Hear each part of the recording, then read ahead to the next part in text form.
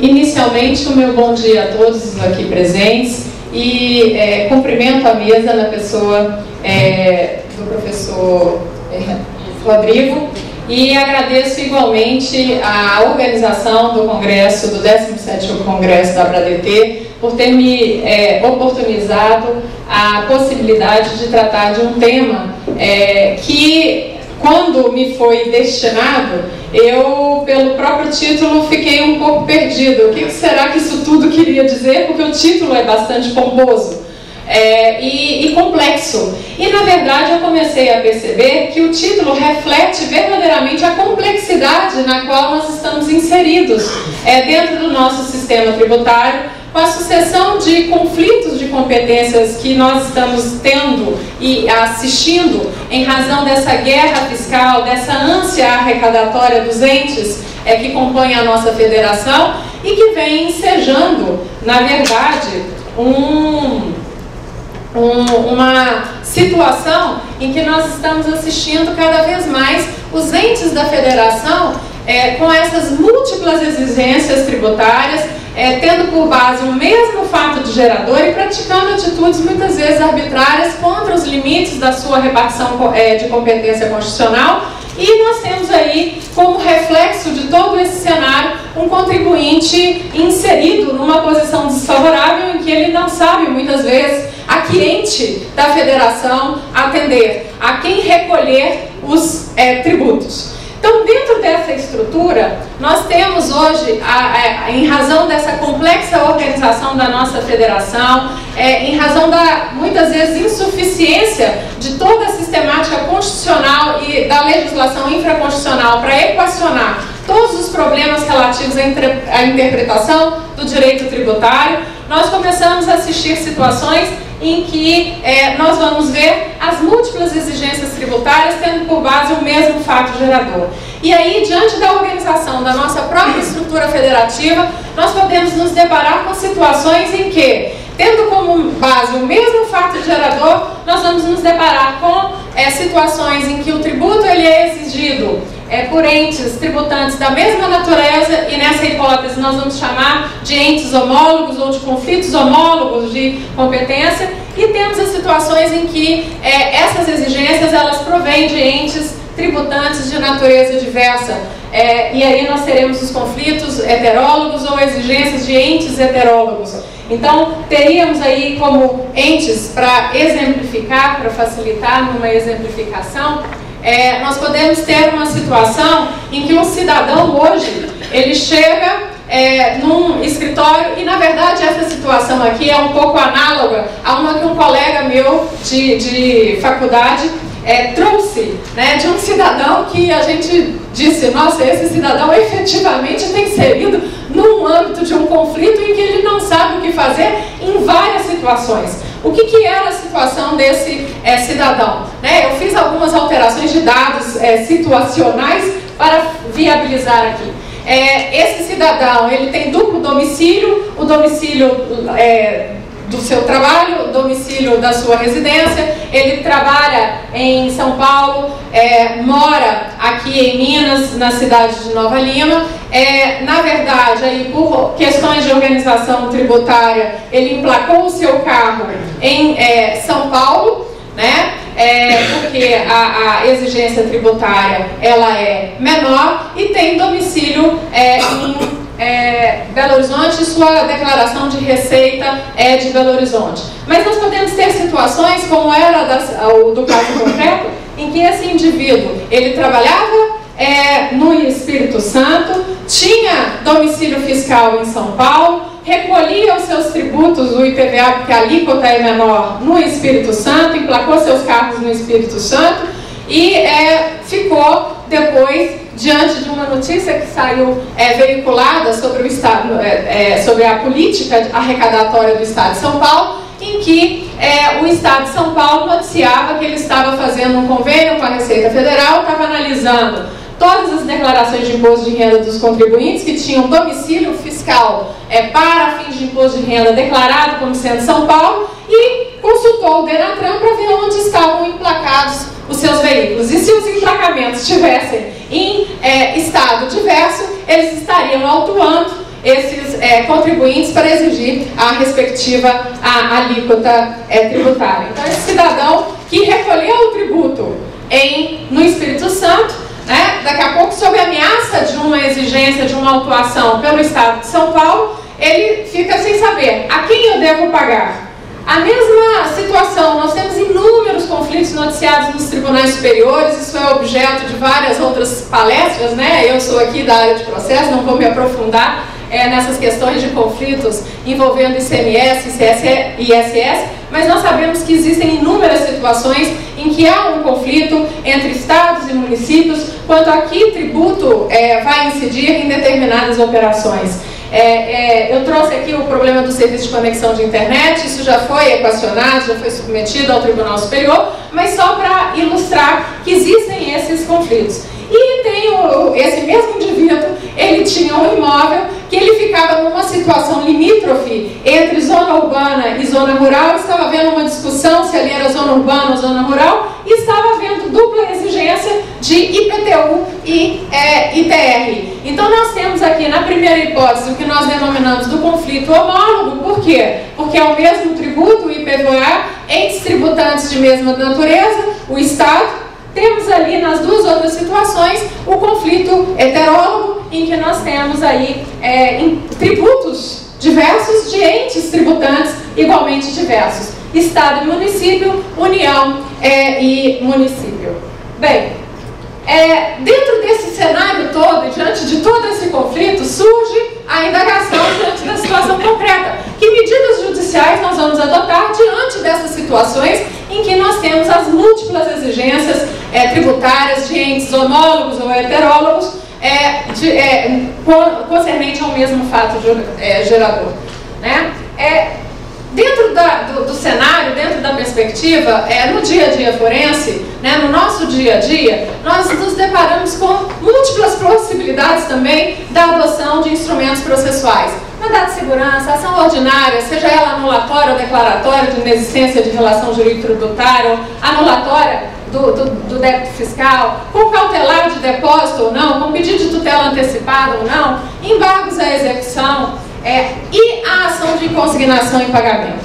Diante da exiguidade do tempo que nos fornecido, eu fiz a opção pela ação de consignação em pagamento. Por quê? Primeiro, ela está prevista no Código Tributário Nacional. Segundo, a ação de consignação em pagamento, ela permite a solução com a participação dos entes respectivos, mas é preciso que nós analisemos quais os riscos e se é ou não cabível e quais as dificuldades eu vou enfrentar na hipótese de fazer a opção pela ação de consignação em pagamento. Bom, a ação de consignação em pagamento, ela está prevista no artigo 164 do Código Tributário Nacional, e aí nessas situações em que a gente tem dúvida quanto a que ente ou para que ente nós vamos recolher o tributo, nós temos o inciso 3º, que prevê o cabimento da ação de consignação de exigência por mais de uma pessoa jurídica de direito público de tributo idêntico sobre o mesmo fato gerador. Bom, qual é o problema que surge aí nesses conflitos homólogos e heterólogos envolvendo a ação de consignação em pagamento? O artigo 164, no inciso 3º, usa a expressão tributo idêntico. E aí, diante dessa previsão, nós já temos o seguinte: mesmo tributo, dentro de um conflito homólogo, eu já posso reconhecer o mesmo tributo, IPVA com IPVA, ISS com ISS, na questão do estabelecimento limítrofe, situado um sede em uma prestação de serviço em outro. Então, nós temos aí que, com relação aos conflitos homólogos, não há dúvida quanto ao cabimento da ação de consignação em pagamento. Agora, quando eu estou diante de um conflito heterólogo envolvendo aí, e diante da exigência do tributo idêntico, caberia ou não caberia a ação de consignação? Aqui nós enfrentaríamos uma controvérsia. Por quê? Existe posição tanto doutrinária quanto jurisprudencial no sentido de que não é cabível a ação de consignação em pagamento quando nós estamos diante de um conflito heterólogo. Aqui nós podemos citar o Tribunal de Justiça Mineiro frequentemente recusa a ação de consignação em pagamento quando nós estamos diante de um conflito heterólogo. Nós temos aí, por quê, né, dessa recusa? A justificativa é que a ação de consignação em pagamento ela é cabível quando você não sabe quem que deve receber, quem é o credor. E aqui no conflito heterólogo, na verdade, você vai discutir igualmente qual é o tributo devido. Porque você vai precisar definir se é o ISS ou o ICMS, se é o IPTU e o ITR, e não propriamente a quem pagar. Então, diante disso, né, houve um certo movimento e ainda existe algumas posições, tanto doutrinárias quanto jurisprudenciais, restritivas. Felizmente, né, temos aí a posição do professor Hugo de Brito Machado, né, entre outros tantos aí autores tributaristas, no sentido de que é cabível também a ação de consignação em pagamento quando o conflito ele é heterólogo, né, porque na verdade o código estava outorgando ao contribuinte? O direito de solucionar esse conflito através de uma ação única que permita a participação de todos os entes tributantes. E aí, com uma possibilidade dele se liberar do risco de pagar a quem não de direito. E não há obstáculo nenhum, né? E por isso eu, na qualidade processualista, de estudiosa do processo civil, eu fiquei surpresa com essa discussão no âmbito do direito tributário. Por quê? Porque para nós, no âmbito do processo civil, não há obstáculo nenhum aqui em uma ação de consignação em pagamento. Nós disputamos a dívida em si, qual é o seu valor, se existe cláusula abusiva ou não existe cláusula abusiva. A ação de consignação ela serve para equacionar a própria dívida, a sua extensão, a sua existência, e não apenas esse efeito rígido liberatório de um depósito em pagamento. Então, a ação de consignação há muito tempo no processo civil, ela já tem uma amplitude maior do que aquela vista muitas vezes por alguns tributaristas. Na verdade, para aqueles que adotam uma posição maximizada, de interpretação maximizada do CTN, tributo idêntico, que está lá no inciso 3º, seria o equivalente a tributo sobre o mesmo fato gerador, pouco importando o ente tributante. E essa, felizmente, foi e tem sido a orientação adotada pelo Superior Tribunal de Justiça, no sentido de permitir a adoção e o uso da ação de consignação em pagamento, mesmo naqueles conflitos heterólogos, quando nós temos diversidade de entes tributantes e tributos diversos. Trouxe aqui um acórdão do ministro Teori, exatamente porque ele é homenageado dentro desse congresso, até pelo seu papel, pela importância que ele tem em várias de suas decisões. Aqui nós temos uma de suas decisões, em que, na verdade, o ministro, ele reforça uma decisão, que foi uma das primeiras aí que nós tivemos no STJ, da ministra Denise Arruda, exatamente no sentido do cabimento da ação de consignação em pagamento, independentemente de nós estarmos diante de entes tributantes de diversa natureza. Nós temos aí, eu vou selecionar aqui os temas, tendo em vista que já me foi apresentada a plaquinha dos 5 minutos, a maldita plaquinha dos 5 minutos. Nós temos aí o problema da consignação versus depósito. Quando usar a consignação e quando usar o depósito, né, cautelar. Nós temos aí que quando eu estou trabalhando com o depósito, a minha opção é usar a ação cautelar de depósito para suspender a exigibilidade do crédito tributário, eu tenho que o meu objetivo é questionar e não pagar tributo algum. Então, para isso, eu vou buscar as ações ordinárias com a antecipação de tutela ou com o depósito cautelar. Quando eu vou para a perspectiva da ação de consignação e pagamento, o pressuposto e a premissa da consignação é que você vai desejar pagar um dos tributos, e aquele que você vai considerar devido. E a consignação, eu não posso fazê-la por mera suspeita, é preciso que haja a exigência específica e já existente, concreta do ente tributante.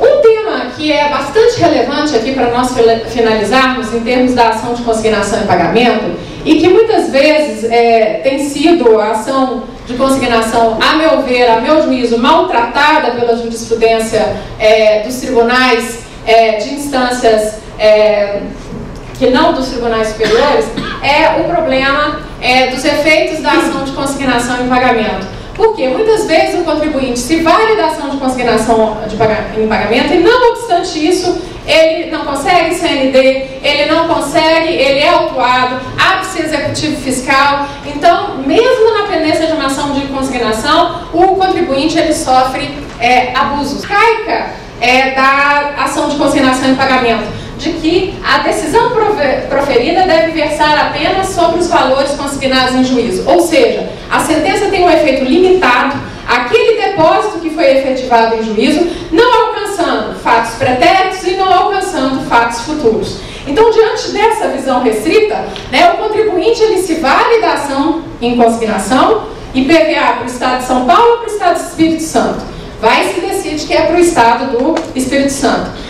E não obstante isso, ele daqui a pouco está se vendo autuado pelo Estado de São Paulo para outras prestações futuras que não aquelas contempladas pelo depósito. E isso se deve a essa interpretação. Olha, a sentença foi limitada ao depósito. Aquele depósito foi liberatório e nada mais se acertou. Isso é um equívoco. Por quê? A análise do Poder Judiciário numa ação de consignação e pagamento, ela deve tratar não só dos valores depositados em juízo no curso da ação, mas também dos valores futuramente exigidos, já que a ação de consignação e pagamento tem natureza declaratória. Se a ação tem natureza declaratória, ela está acertando a relação jurídico-tributária, dizendo quem é o ente tributante e a quem se deve pagar, equacionando todos os elementos dessa relação jurídico-tributária. Então, essa sentença declaratória faz coisa julgada, sim, para o futuro, enquanto mantidas, obviamente, as condições fáticas que ensejaram a prolação dessa sentença. E há um outro equívoco maior ainda, a meu ver, igualmente, de se falar que quando vem a ação de consignação e pagamento, em que eu estou discutindo qual é o tributo devido, eu vinha pagando para o Estado do Espírito Santo, vem e se reconhece que seria credor o Estado de São Paulo. Qual é o efeito disso sobre aqueles tributos que eu já recolhi aos cofres públicos do Estado do Espírito Santo? Aí vem a jurisprudência e diz, numa visão também limitada, você tem que ajuizar uma ação de repetição de indébito, porque a sentença aqui na consignação e pagamento não tem nenhum valor. Mais uma vez, é um equívoco do ponto de vista da efetividade do processo, das reformas processuais todas que foram empreendidas, em que hoje se reconhece uma carga declaratória, uma carga executiva às sentenças declaratórias.